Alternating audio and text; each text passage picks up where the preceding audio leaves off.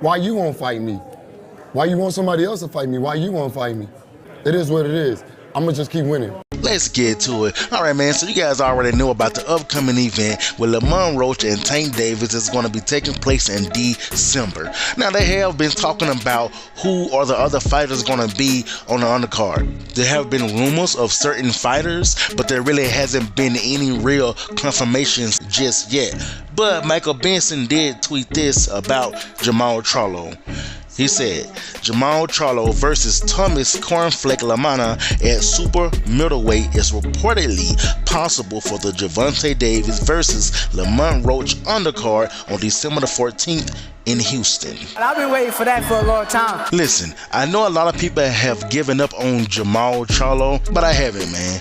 Listen, the dude 34 years old, he still got time to make a comeback. His comeback was supposed to be against Jose Benavidez Jr., and he actually won that fight. Looked like if he would have just kept working, he could have had more fights this year. But as you guys know, he didn't. If he will fight in December of this year, that'll be his only fight this year. The last time he fought was November of last year, 2023. What the hell did you just say? November of last year, 2023. And it's sad because it seems like his time is just slowly slipping by. And man, I was a big fan of Jermall Charlo, and I still am. So I'm still rooting for his return. I'm still rooting for his comeback. Actually, him and Jermall Charlo. But with Jermall Charlo, you know, I mean, he's been saying he's back.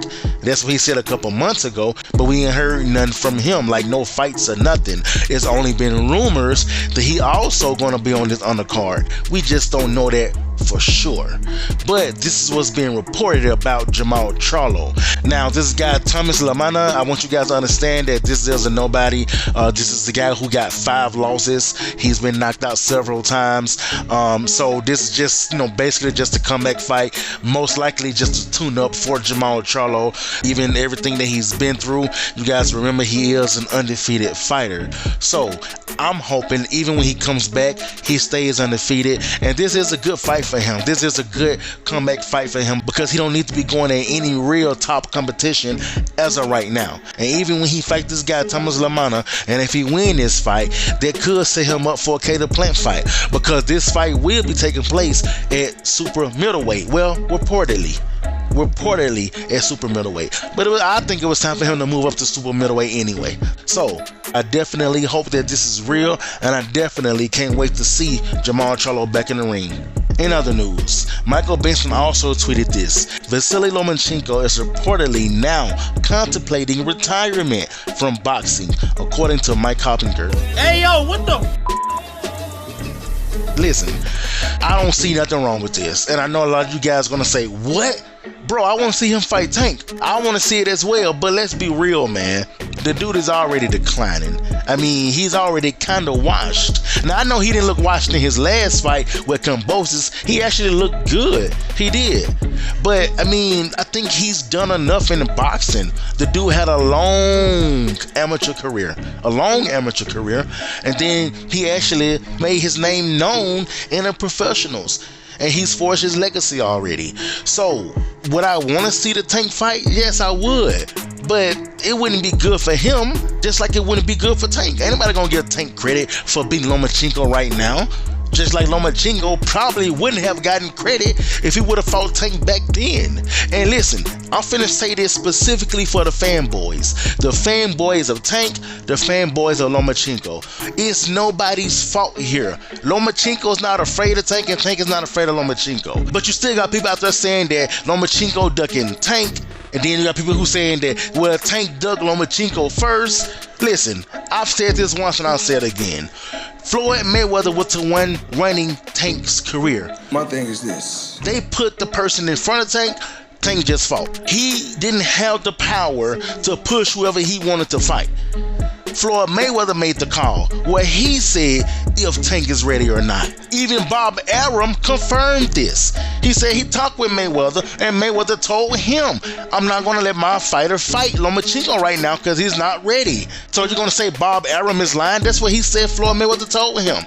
And for the people who saying, bro, Tank coulda pushed for that, bro. He'll a star. Nigga, Tank wasn't no star back in 2018. He's not a pay-per-view attraction. That's when people saying the fight should have happened.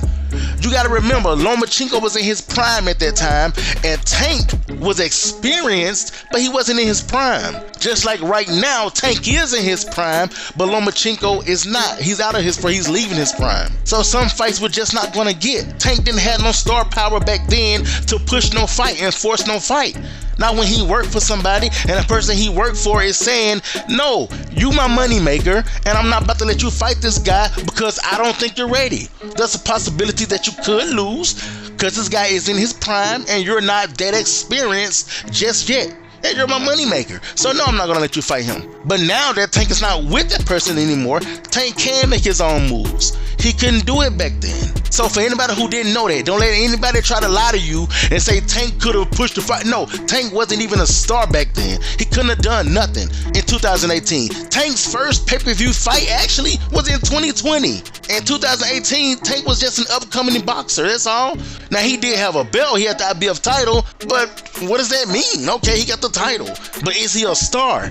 Is he one of them fighters who can push his own narrative in the sport of boxing? No, at that time he wasn't able to. So this is nobody's fault. It's not Loma's fault, it's not Tank's fault. It's just one of those fights that we're not gonna get because they too far apart in their career. You guys say that Canelo shouldn't have fought Floyd Mayweather because he was a baby. That's what you guys said now. That's what you guys said. But he was a champion. He was an undefeated champion. And you guys say, but he was still inexperienced. Okay, so don't the same thing go for Tank? He was an undefeated, inexperienced champion, which y'all said about Canelo. Well, it's crazy that, Canelo said that because when Canelo fought me, he was in his prime. And when I fought, I was an old man. So that means if Floyd Mayweather held him back, then he held him back for a reason, right? The same reason you guys saying that somebody should have held Canelo back.